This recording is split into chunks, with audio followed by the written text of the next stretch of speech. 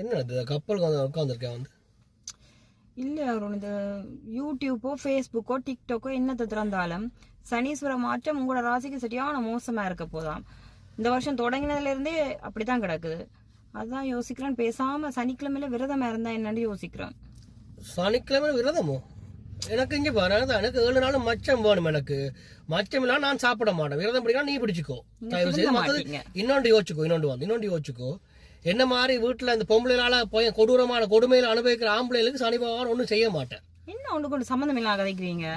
இங்கே பாரு, நீ திங்க் பண்ணி பாரு. இப்படி பாரு, இப்படி சொல்றேன். நான் வந்து இப்ப சனி பகவான் யோசிப்பார், நானாவது பரவாயில்ல, ஒரு ஆக்களோட குடும்பத்துல ஒரு வருஷமோ 2 வருஷமோ வந்து பிரச்சனையை கொடுத்துட்டு அப்படி இப்படி போயிடுறேன்.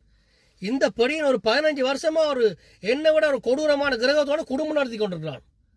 இன்னும் குடும்பம் நடத்த போறான், இன்னும் வாழ போறான். படியன் ஐயோ அவன் பாவம் என்ன அந்த மாதிரி தான் பாவப்பட்டே சனிப்பாவம் விட்டுட்டு போயிடும். நக்கல் நையாண்டி கதை தான் உங்களுக்கு நடுக.